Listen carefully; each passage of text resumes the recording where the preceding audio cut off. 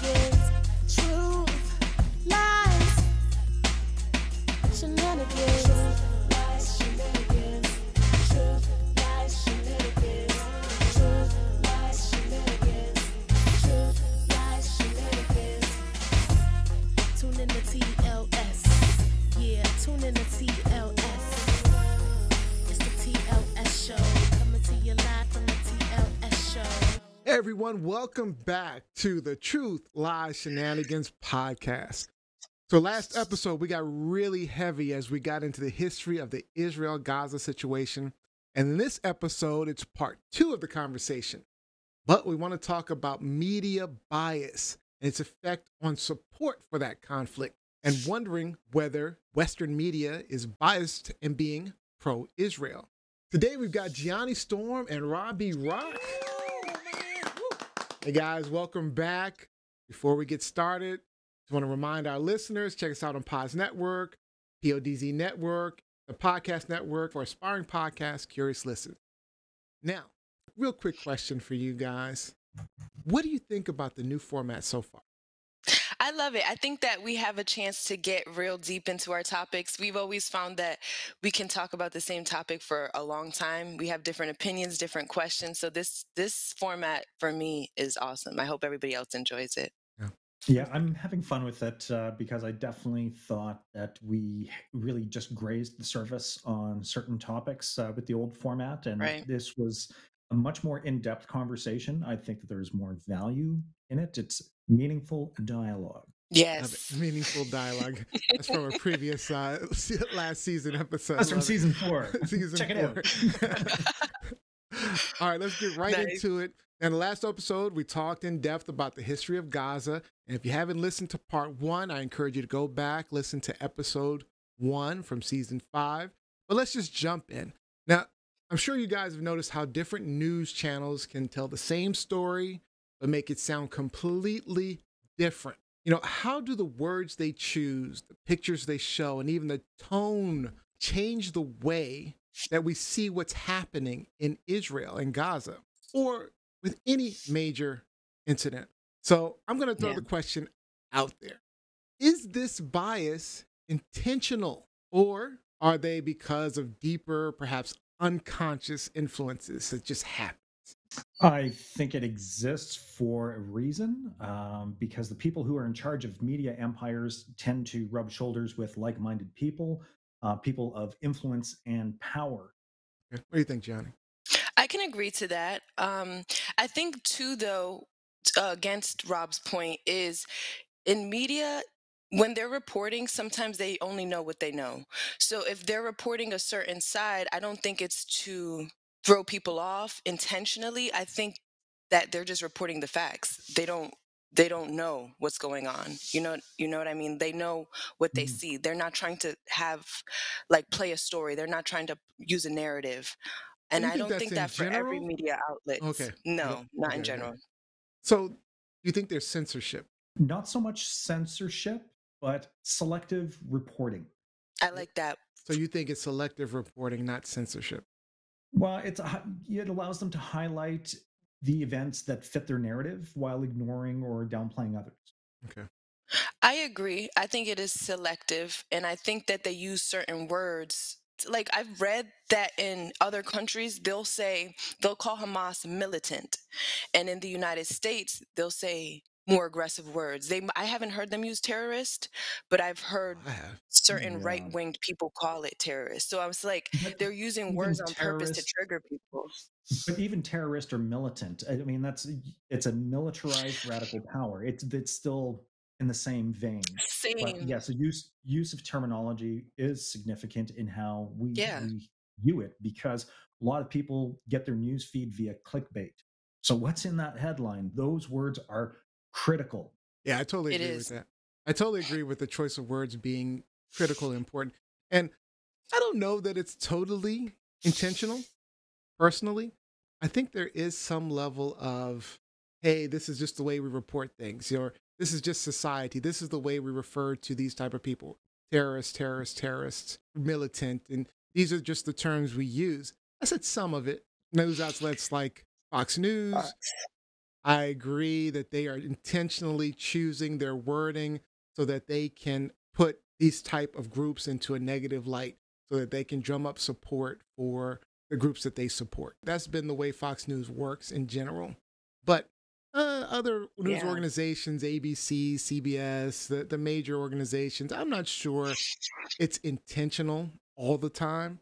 Sometimes it is, sometimes it's not.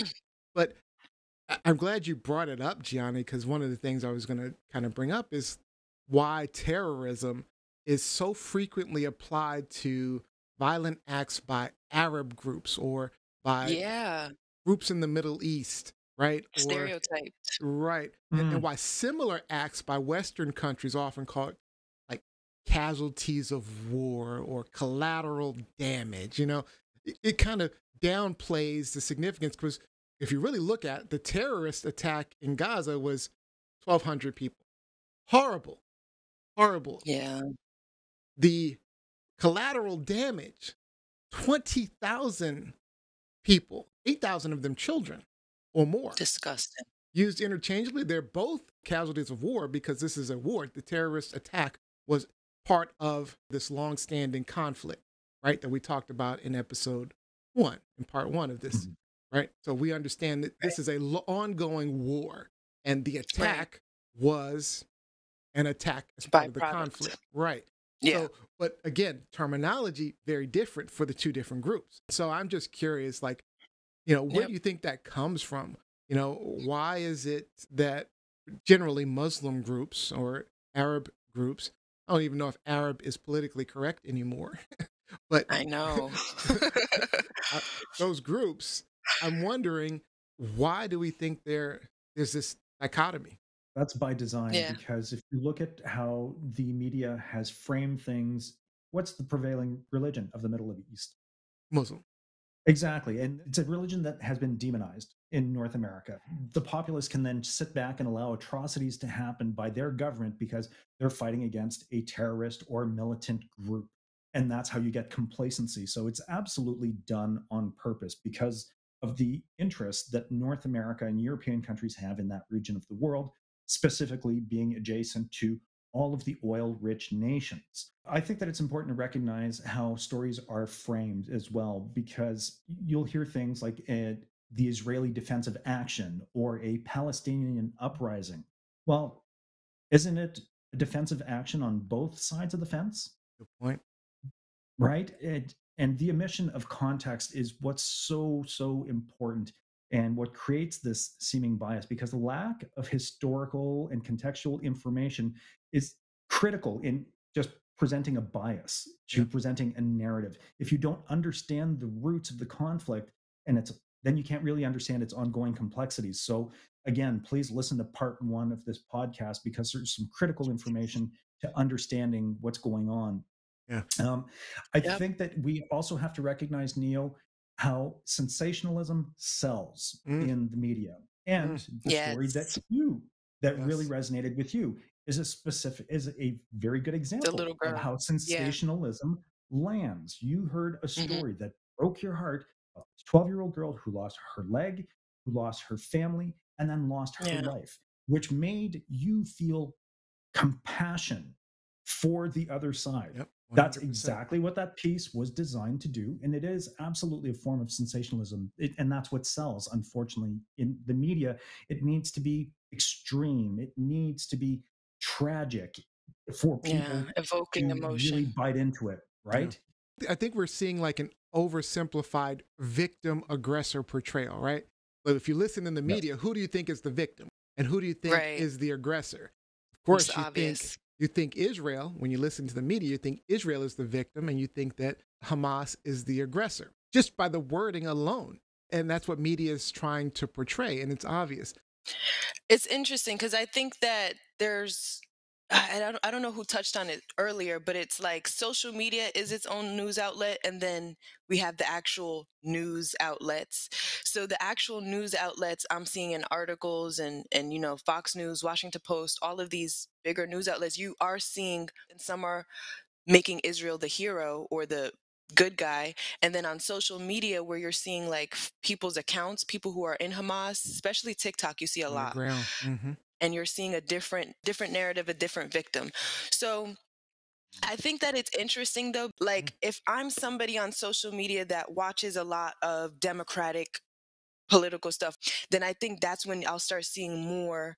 Oh, Hamas is under attack. Hamas is a victim. But if I was somebody who was maybe right winged in my interests and searches online, they'll be showing me pro Israel Or more news narratives, outlet Yeah, narratives. the algorithms do feed you what you're looking for. You're absolutely what you're right. So looking if you for. have a bias, it's definitely easy to disappear down one of those rabbit holes. Yeah. Yes, Definitely. I think it's yes, very yes. important to note that there are victims on both sides of this conflict. Conflict. There are many, many, many victims on both sides of this conflict. There are many Oh casualties on yeah. both sides of the conflict. And I think that one of the problems we have in this generation is that we're always trying to find, who's the most oppressed? Who's the biggest victim? Who's winning the oppression Olympics? Well, The Yeah. oppression I, Olympics. I don't think that Mhm. either side is winning the oppression Olympics. Both sides are hurting. Both sides need healing. Both sides need a lot of international help, Yeah. aid, not interference, aid, not Mm, interference to uplift everyone in the region. But you have to have a unifying view to make that happen. And to get that unifying view at the root level is going to be a very difficult task. I don't know who can help facilitate that. Yeah. they'd have to do it. You can't add any more. I think, like Rob said, if you add aid, though, I like that idea, but it seems like if you add aid, they still are gonna. Oh, you guys are supporting Israel more. You're supporting Mm. the Palestinians more. So it's a people problem within that culture. That's why I said it's really a religious or a spiritual war, because I think that even when you hear accounts, you hear Israelis. Help me, Yeah, guys. Israelis. You hear Yep. Israelis. okay. You hear Israelis thinking that the West is more supportive of Hamas, and then Hamas vice versa, when really we're all just confused and trying to not die. So it's hard. I don't think that outside help is helping. I don't, Yeah. even if you do provide aid, I don't. I'm saying humanitarian aid because there are people hurting on all sides. And if you want to help end the crisis and end the animosity, then help everyone who's hurting, Yeah. regardless of the border, regardless of the belief, help the people who are hurting. I want to go back to the role of social media, because Johnny made a good point about how, we're seeing a different narrative between media and social media.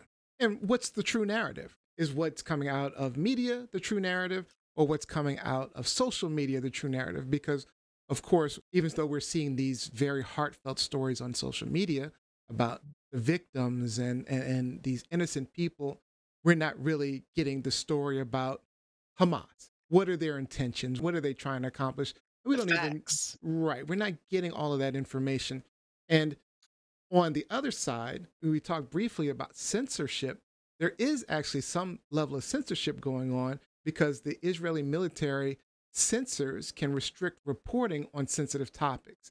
So if Yeah. they are in Israel reporting on things, Israeli military can filter out some of the information going out on these views that raises questions. So I'm just curious, why do you think we're getting such a different view from kind of both sides? And which view you think is probably more accurate, the social media view that we're getting or more the media? Mhm, mhm. I'm very Interesting. curious, Johnny, because when you brought up the social media aspect of it, is Mhm. there a platform in particular that you are referring Yeah. to? So, which platform? Yes. TikTok. Yeah. Yeah. Okay, and I find that very interesting because TikTok has been under fire by European and North American political agencies because it is a foreign-owned entity that has been guilty of foreign interference on more than one occasion. So now, if you're getting Hmm. your news source from a foreign entity that has been known to historically have altered the facts to sow disharmony and malcontent within a population, then how worthy is that source? It's And not you have valuable. to, Right. well, there could be. A little I'm bit. not saying that it's all garbage. I'm saying that there's definitely some of it that is relevant, that is very real, but some of it is you run the risk of it being manufactured. people on both sides of the camp can then also recognize that manufactured news can also happen at the highest level too. So whether Yeah. it's disinformation Propaganda. being distributed, Propaganda has been Yeah. part of wars since wars existed. So exactly. One of my news agencies that I follow is the CBC, the Canadian Broadcasting Company, but they are subsidized by my tax dollars, which are then funneled to them by the federal government. Well, so Yeah. then the argument can be made that it's a nationally owned news agency, so there's going to be a bias towards my country's The take government. on it, right? Your government. Exactly. The Yeah. government. So I like that the CBC offers a centrist view, that it offers a little bit of both so that we can really make up our mind on it. But yeah, you have to be very careful of the source. I'm glad that you identified it as TikTok, because that's where I get a little bit wary about that information in that camp. yeah, TikTok is a That's a big good point. TikTok is a big problem for the Biden administration because TikTok is well, the thing is, all these kids are on TikTok, right? And I'm Yeah. talking like these Gen Zers Gen Zs. are big on TikTok, and we're seeing all of these reports from directly in the Gaza Strip about all of the things going on, all of the atrocities that are happening. We're hearing stories about how the Israeli military are assaulting women, sexually assaulting women. We're hearing how they are, killing people just outright. Shoot, they killed their own daggone hostages at one point, right? Disgusting. Right. So we're hearing all these stories through TikTok, social media, because the people on the ground in Palestine are actually going on, posting it, showing us what's happening, showing us the stories, and showing us. So we're seeing that aspect. And the reason Biden has a problem is because all of the younger people are now, because they're all on TikTok, and this is what they're seeing. They're not actually going to the news sources and hearing Nope. the other side, right? Because there are two sides to every story. They're not hearing the other Of side. course. So now none of them are supporting Biden because he supports Israel, right? Yep. So there's a huge dynamic going on because it's a huge political dynamic here in the U.S. and across internationally. And social Yep. media is going to play a huge role in that. What do you think, Gianni?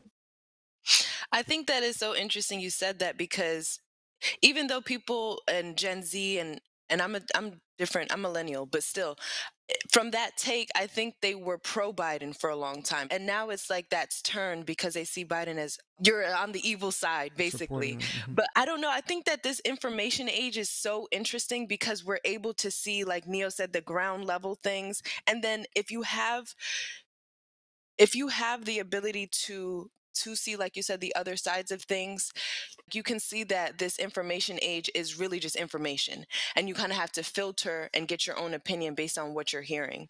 I think that my generation and after us still is going to have an issue with trying to filter that information out. I don't know. I don't know where I was going with this, because I just think that No, you make good points. it's not complicated. It's just more like people are going to start realizing, oh, wait, social media is playing a role, and so is media. So who is right? Now we got to start seeing all, like what we're doing, seeing all of the facts, and then start gaining our own real opinion. So who do you think is Because right?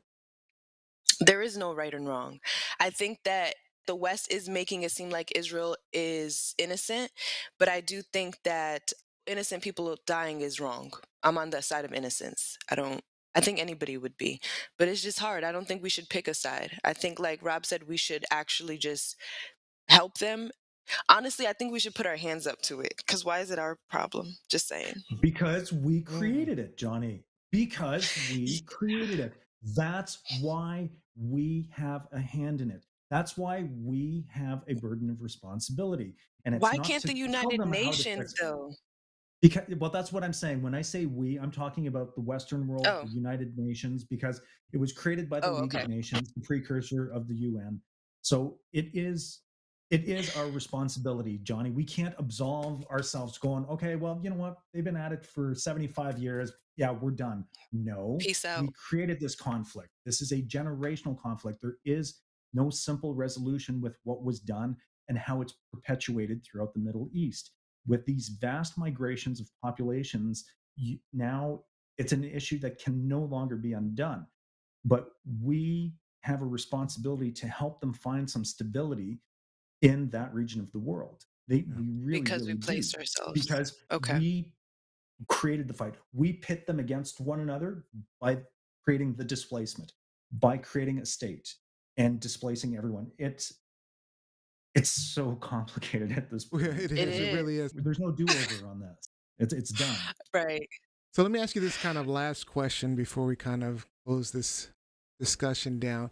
So the final question, I just want to ask you guys, how do you think that the media in general, social media, and this bias that we're talking about, how do you think it's affecting the Israeli people? How do you think it's affecting the Palestinian people? Do you think it has an impact? So when we're denigrating, as you said, Rob B, using the words terrorism, militant, how does this impact the people there? I don't think that there's any demographic that wants to be represented in a demonic or demonized light. I don't think anyone wants to self-identify as a terrorist or a militant group, unless you would want to identify as a freedom fighter if you are a member of the oppressed. So I think that it does play a part in it, and I think that it's very important to note that there are military and political powers at play, and there are civilians at play. So if I'm a civilian and I am branded a terrorist simply because of where I live, whether or not I have anything to do with the conflict actively, that has to have a negative impact, because you then know that there are powers out there that are actively working at vilifying you to ensure that you can continue to be oppressed while other people are okay with it. So it's great that we've got some of the coverage now at the ground level. So smartphones and social media do provide that very important piece of context, because it should generate outrage. We should want it to end. Yeah, I agree. I Yeah. think naming people terrorists, militants makes it a whole lot easier to bomb random people all willy-nilly, right? Mhm. Oh, they're Mhm. terrorists. They're all terrorists. Let's just, like roaches, let's just destroy them. Let's kill whomever, right? And so you kind of, when you say demonize them, you see them as nothing more than insects to be destroyed. So Yep. And I wanted to mention too, I thought it was interesting since Western media has such a pro-Israel outlook, when did Western people start having sort of sympathy for Palestine? And I think it was because, just to bring up like TikTok and those social mhm, media, because we were able to see the ground level yep, and be like, oh, they actually are maybe the victims. I And so agree we with you. see it from that point. But the conflict has been cruel and it's tragic to everyone. I think that Western media is often just crisis oriented, and it just covers the war as like play by play, as opposed to presenting maybe the bigger scope of things, how we're doing, just like the broader picture and the actual impact of this conflict. No, So And to Gianni, support that further, Johnny, I think that it's important to recognize that in North America, over the last 50 years, we have seen a huge growth in the Muslim population. So, yeah. so issues that affect the Muslim world in Arab nations absolutely have an impact here in North America, because it's a growing demographic of our country, of our social fabric. and Gianni, I That's true. 100% agree with you on the effect that social media has had, simply because in the past, and I think back to the 80s, the 90s, the 2000s, when we've seen these conflicts, all we've heard is terrorist this, terrorist that. Israel's bombing, Israel's doing this, and in my mind, Israel was the victim. In my mind, Mhm. Yeah. we hear the terrorist bombings, the cars exploding. You know, we've heard all of that, but never in those times had we heard about the effects of all of those bombings, all of those attacks, Palestinian. those never-ending bombings and attacks that are going on the Palestinians. And now we're actually seeing some of that. And if we hadn't seen that, I don't know that we would have the same compassion for the Palestinians that we have. All of the people that have been protesting in the past, they seem more relevant to me now, right? These Yeah, you protests. understand. It's like, Yeah. I get it now. I get why they're protesting. I agree with that protest because now I've seen it. when I had never seen it before. So Yeah. I agree with you 100%, Gianni. All Then right. after George Floyd and all these protests, people are more willing to hop on the bandwagon of the victim. So it's just interesting. This has been a fantastic conversation. So unfortunately, we are out of time for this episode. We have had 2-part episode talking about the Gaza Israel conflict that's been going on for centuries. Fantastic conversation. Make sure you check part 1, part 2. But it's time for our final question.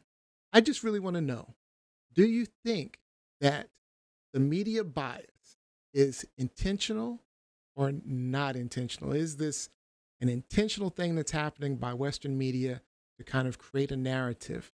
And is this truth, lies, shenanigans? Keep in mind, truth means you believe the statement is true. Lies means it's a lie. Shenanigans means you believe there's some level of truth to it, but there's a little shenanigans going on. So basically, you're on the fence.